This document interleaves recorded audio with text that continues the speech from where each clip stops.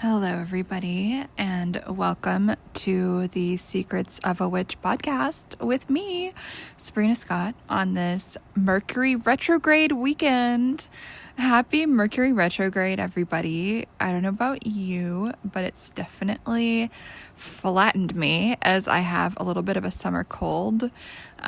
Slowly making my way through it. Apparently a lot of us have colds right now, which makes sense because Mercury retrograde often is a time of reflection, contemplation, reassessment. And for many of us, we are just go, go, go, go. We are constantly on the move.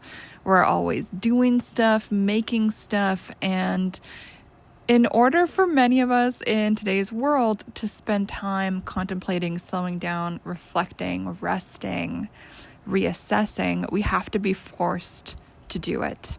And one way the body does that to us is it gets us sick. And I'm not super sick, but I'm sick enough that I've been horizontal for the last handful of days.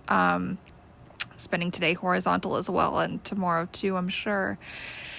So we're going to talk a little bit about Mercury retrograde today and then another topic. So let's rewind. Welcome to the Secrets of a Witch podcast with me, Sabrina Scott, where I talk all about life, love, spirituality, witchcraft, magic, tarot, divination, self-care, self-love, trauma, healing, psychology, living a good life, figuring our shit out, and glowing the fuck up. How's that for an intro? Thank you so much for listening. I'm so happy that you are here, whoever you are, wherever you are. So first and foremost, let's talk a little bit about Mercury retrograde. So yeah, we are in it. We are in it. Really interestingly, this retrograde is hitting me in, I think, my 10th and 11th house, which is career, public roles, all of that type of stuff. And what's so interesting about Mercury retrograde hitting me right now in that area is my PhD supervisor just sent me back some feedback for the first draft of the academic written portion of my PhD. And he loved it, is the TLDR. I haven't gone into depth in the feedback, but it's kind of perfect to me that I'm going to be spending this Mercury retrograde not just resting and recuperating from this wacky little summer cold and just kind of taking some time to chill, which, to be honest, I kind of needed after this month or so of hustle energy towards finishing this document. So I kind of did need a rest, and my body is forcing me to do that. But a retrograde is the perfect time to edit a document. It's the perfect time to look over what's been written. And I just find it so serendipitous that that's where this retrograde is hitting my chart, and that is what is going on in my life right now. It's kind of perfect. And so definitely look up where this retrograde is hitting you. It's going to be a smidge different for all of us. And yeah, that's all I'm going to kind of say about that, is I don't want to go into everyone's full chart. You guys can go talk to an astrologer for that, or just look up your stuff. Ask a ChatGPT. I hate to say that. I don't want to put my astrologer friends out of business, but it can be a really great tool if you just plug in, like, hey, this is my birth time. This is the retrograde right now. Let me know. Where is this hitting me? And then you can use that information to go do some more research and some more deep dives if you want to. I'm sure I'm going to get a lot of flack for suggesting this, but it can be really useful for those of us who maybe don't know where to start or need that little intro or whatever it is. Super, super useful. And hey, ChatGPT gave me an amazing vegan pancake recipe, and it is fucking so good. So I love ChatGPT. I don't use it to write, but it can be really great for some things. And understanding where this astrological moment is hitting you could be one way that it can help y'all out. But you're going to want to look at, so I believe this retrograde is in Leo and Cancer. And so for me, that's where those things are in my chart. And so that's where it's kind of smacking me in the face in a really nice way. But even aside from the specificities of where is this hitting each and every one of us exactly, one thing that I love about retrograde is it does kind of force us to reassess. It's really common for exes to say hi during this time, and you also might be tempted to reach out to an ex around this time. And I think generally speaking, that's like never a good idea. But, sometimes we just need to give in to our urges and get smacked in the face by the universe in order to learn the lesson that we need to learn. Sometimes that's just how it is. So, some time to reflect. Relationships. How are we communicating? Is there anything that does need a reassessment? It's a great time to reflect on where are you at in life right now in general. And also this year, has the year of the snake been as transformative as you might have hoped that it was? Kind of an important thing to ask ourselves. This is part of why I love the cyclical wheel of the year and these little opportunities to reflect and just take a step back and see, okay, is this aligned with where I'm at? Like, am I vibing on this level? Or is there something that I need to change? Right? And for many of us, there are going to be little habits or patterns in our behavior that we would benefit from tweaking. And there's no shame in that. I think a lot of times folks want to smack talk themselves or others or whatever. But I think it's actually just more useful to give ourselves some grace and just pivot, It's okay. We don't have to dwell on a bad decision. We can apologize to whoever if we need to do that. And sometimes that person's going to be ourself. And we can just promise to do better next time and do 1% incrementally better. We are all a work in progress. And personally, I think that's going to be celebrated. And every topsy-turvy element of our life, every up and down, can teach us a lot about where we're at, if it's working for us, where we want to go. And one of the things I always want to remind everyone and have us all keep at the forefront of how we roll through this beautiful thing called life is we have so much ability to control and impact our circumstances more than we think we do. And obviously there's some things in life we can't control. Sometimes things just happen. And that's just the chaotic, random nature of things. Sometimes that's just how it is. And there's also a ton of ways that we can have a positive impact on our life. And that kind of leads me into the next topic for today, which is on the importance of masculine energy, healthy masculine energy for all of us, and self-control. And particularly in the realm of sex. And so this is maybe going to be a bit of a spicy episode. Maybe not. I don't know. I'm not going to be getting explicit, so I'm just going to be talking about things a little bit broadly. And this is inspired by a few different things. Personal contemplation. Also, I'm thinking about my next graphic novel, my third one. I don't know if you guys know this, but my plan for my graphic novels is for these three to be a bit of a trilogy.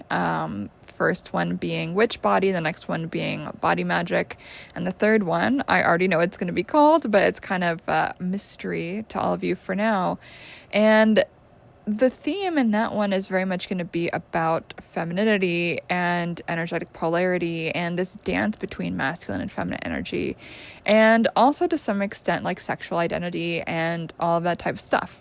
Anyway, that book's going to come out later. I haven't even started writing it yet, but I'm reading a bunch of stuff around, and I have been doing this for years, so this is not exactly new, and I've been working this through in my own spiritual practice in my own life. So this is not new stuff for me, but and if those of you guys who've been in my sphere for a long time will know this, but thinking a lot about this balance between masculine and feminine energy, healthy masculine, healthy feminine, and how important it is for each and every one of us, no matter our sex, no matter our gender, no matter our sexuality, no matter whatever, to have a healthy relationship with healthy masculine energy.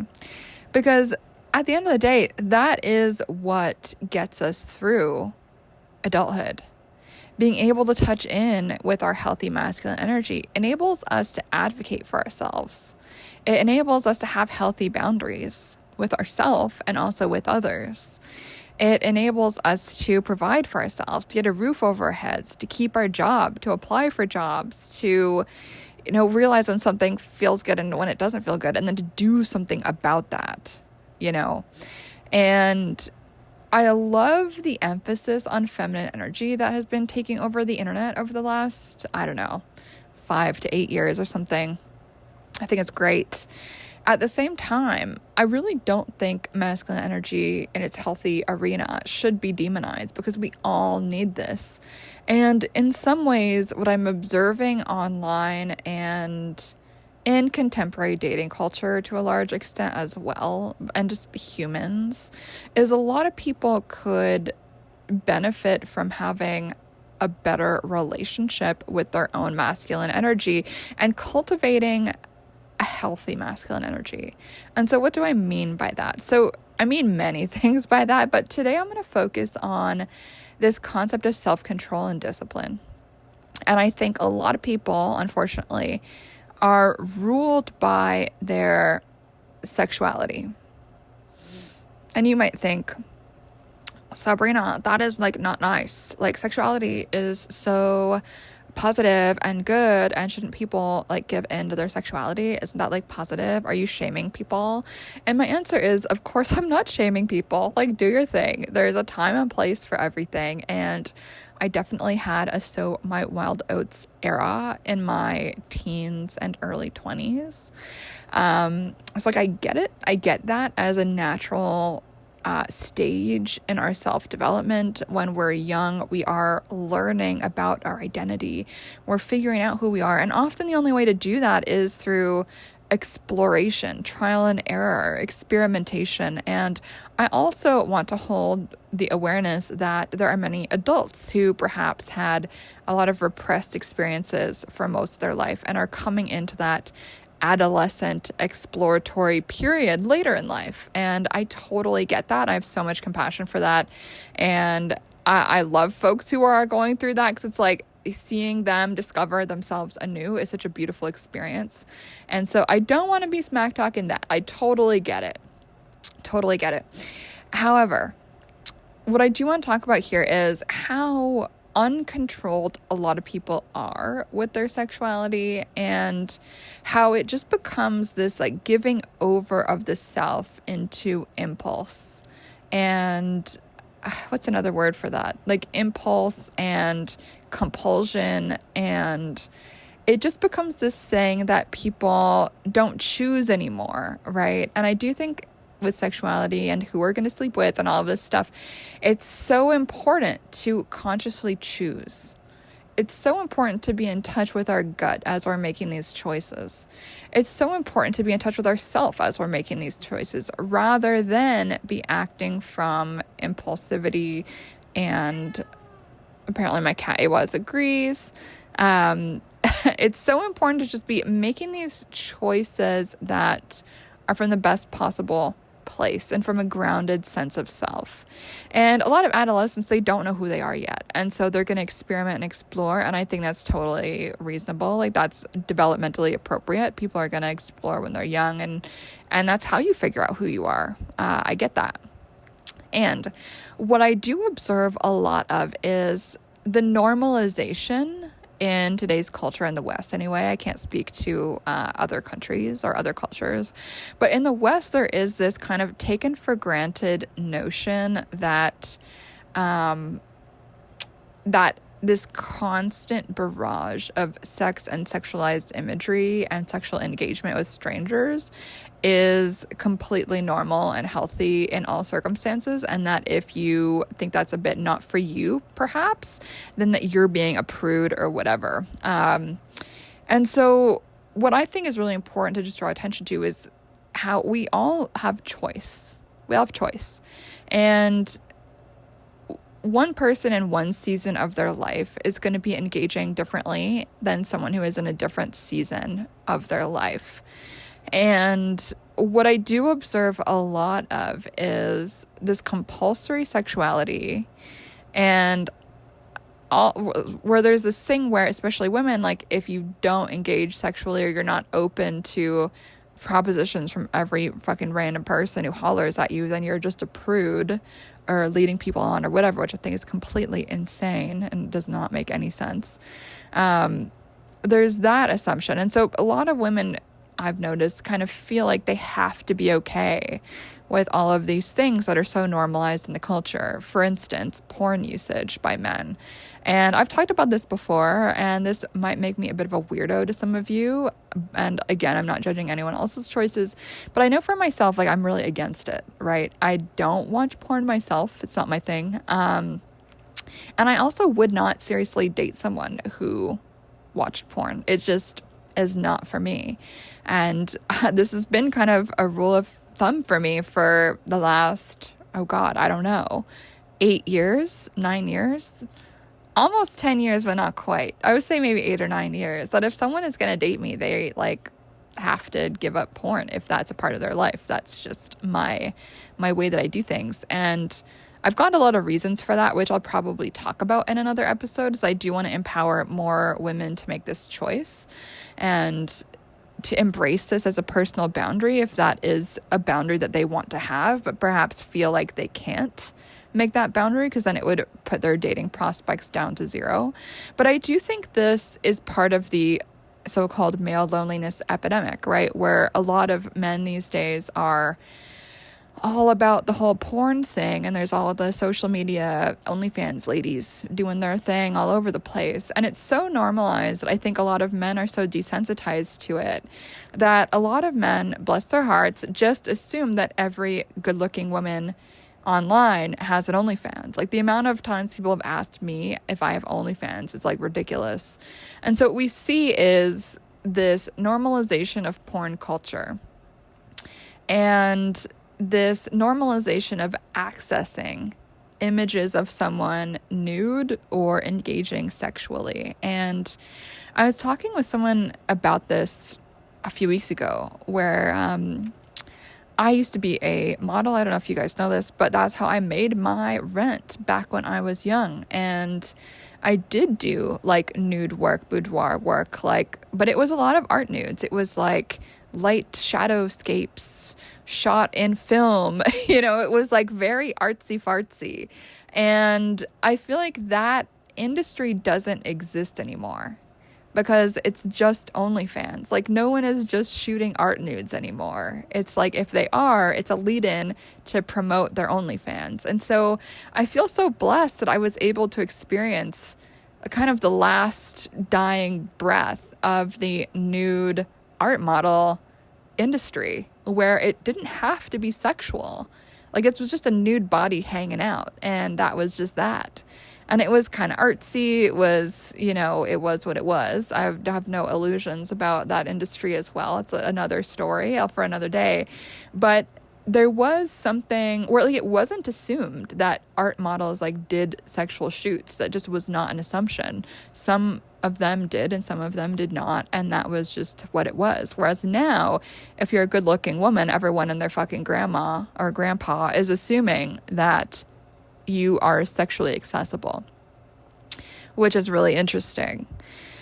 And it creates this whole dynamic, back to what I was saying before about self-control, right? Where I think a lot of people these days struggle with self-control and easily give into impulses of these dopamine hits, right? Whether that is compulsive online shopping, whether that is constantly looking at porn or scrolling on Instagram, or endlessly liking selfies by celebrities. And it's just such a lame way to spend your time. I don't know, I just have better shit to do with my life.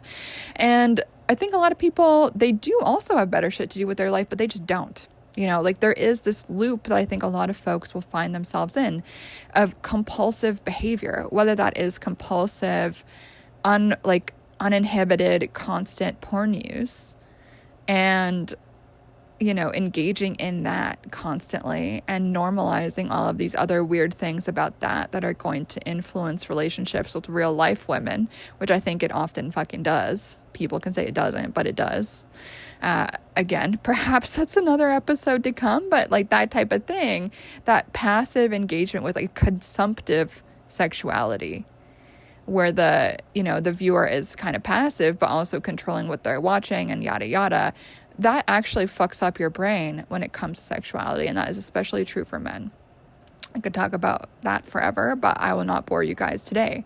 My point here is self-control and choice. And I think porn is a really, really good example, because a lot of people don't want to say it's an addiction, but also can't stop.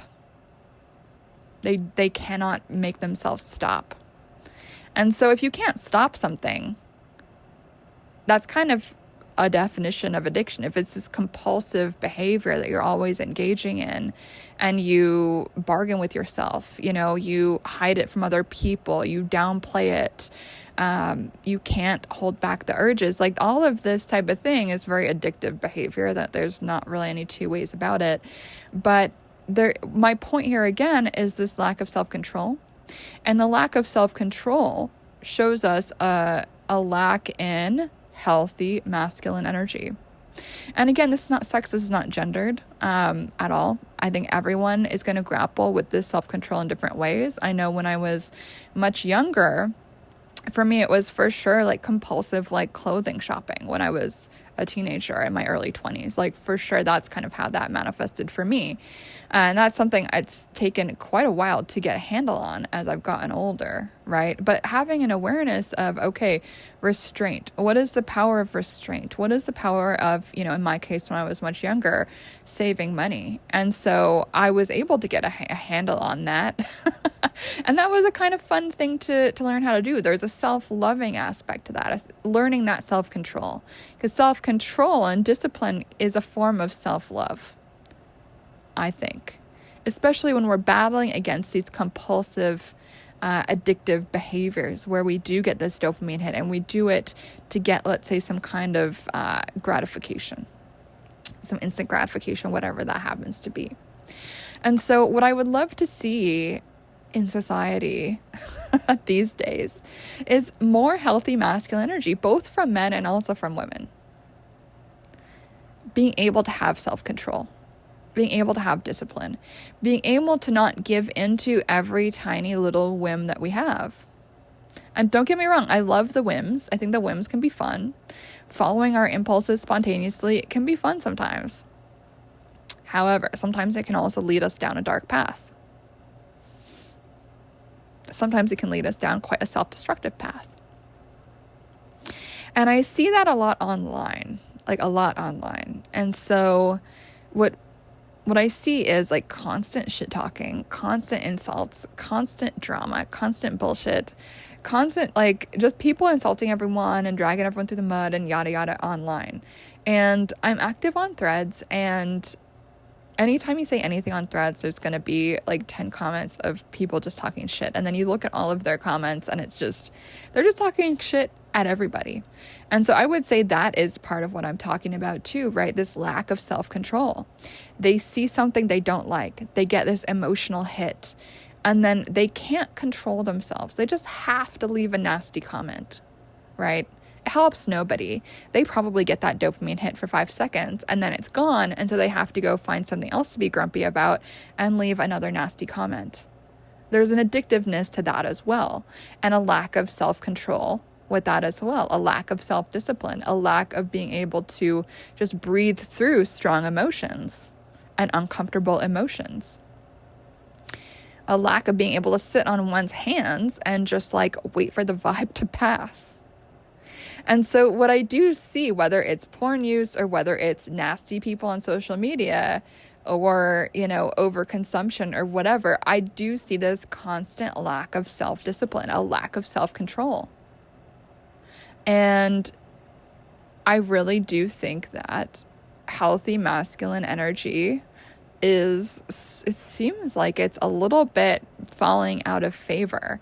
And what is in favor right now, unfortunately, is this kind of impulse culture, which is an unhealthy feminine energy way of being, right? It's constantly giving in to the feeling. And I'll kind of analyze that perhaps another time. But all of this to say, if we're going to link it back to Mercury Retrograde, why not use this retrograde, as I said, metrograde, Mercury retrograde, to spend time thinking about, okay, are there ways that we can step into a healthy masculine energy container for ourselves and our own lives more? Where do we need to be more disciplined? Where do we need to say no to things more? What are our emotional triggers that lead us to engage in, let's say, addictive behavior or compulsive behavior? Any behavior that we have to hide from people, feel ashamed of, feel guilty about, or that we know is kind of not really the best thing to do. Something that pushes us away from other people and pushes us away from ourselves. Are there ways that we can curb this behavior and increase our positive, healthy, masculine energy ability to self-contain? Because we all are going to have these moments of high emotion. We all are going to have these impulses. It's a part of being human. That's totally cool. My point here is not to shit talk the impulse. We all are going to have that every now and then. But to, instead of giving into that, like we are some kind of mindless, creature that has no self-control, why not lead with healthy masculine energy and being able to curve ourselves? So for the instance, the example of shopping, why not add the thing to your cart, give it a week. If you still like it, get it if you can afford it. Simple. With men with porn addiction, instead of watching porn, why not reach out to your partner? Simple. Or if you're single, why not practice with your brain? A lot of people are losing that skill. Sex is incredibly psychological.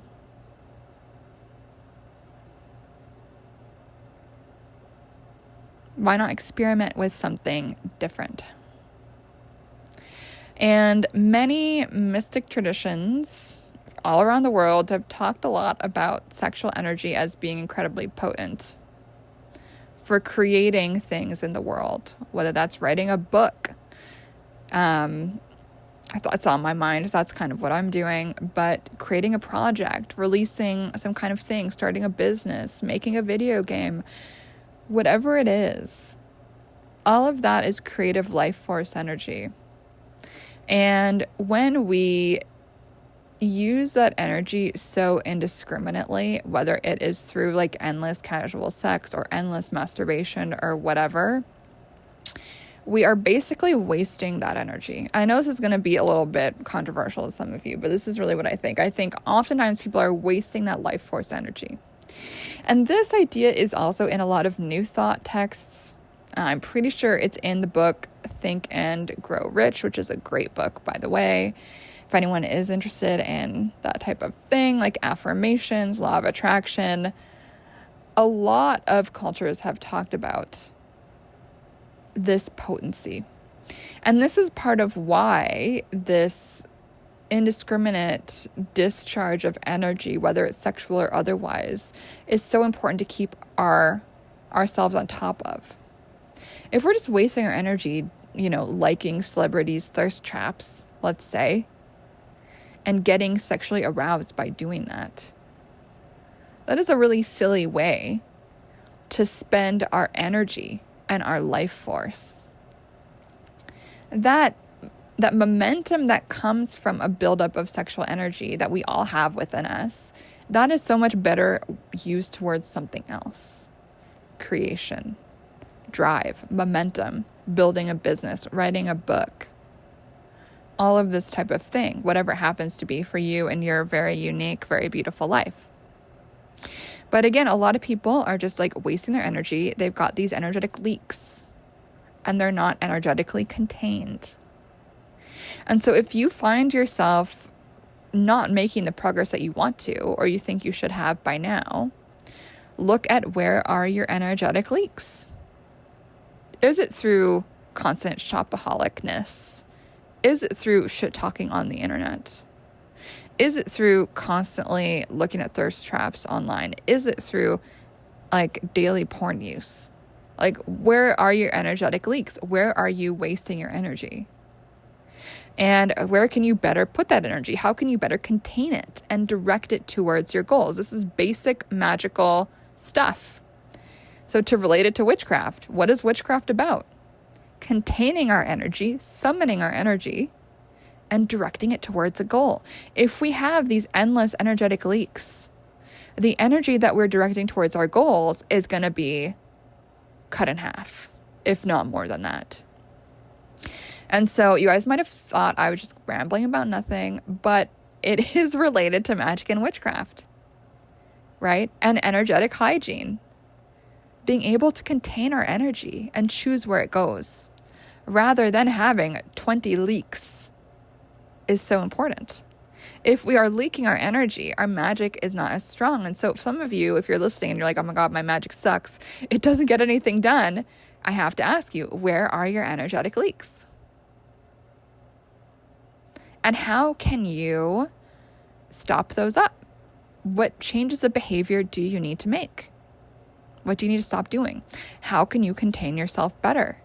And I realize I sound like a parent right now, probably, but all of this stuff is so important. And that self-discipline, that self-containment, it's a basic tenet of magic. So many different spiritual systems talk about it. And it's not bullshit. So if anyone is feeling floaty or like their efforts are not paying off, ask yourself during this Mercury retrograde, where are your energetic leaks? And can you stop them?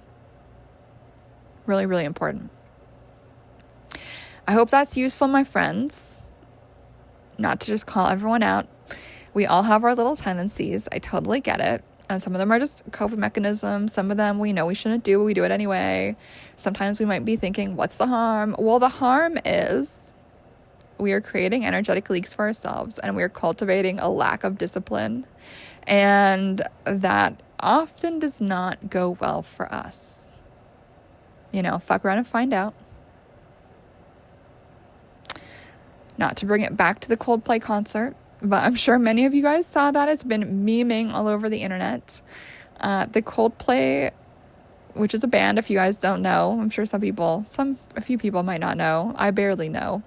Coldplay is a band. They had a kiss cam at their concert, and the kiss cam went onto this couple who was hugging each other very tightly, very romantically. They looked very cute, and the man ducked out of frame, and the woman turned her back to the camera with her hands over her face. And these people were the CEO of a company and the head of HR having an affair. They're both married, both with kids, and fuck around and find out. Affairs like this are what happen when people don't have this discipline that I'm talking about. These people both had these energetic leakages. They were having affairs. An affair, by definition, is an energetic leak. I mean, what else is it? It's a lack of discipline.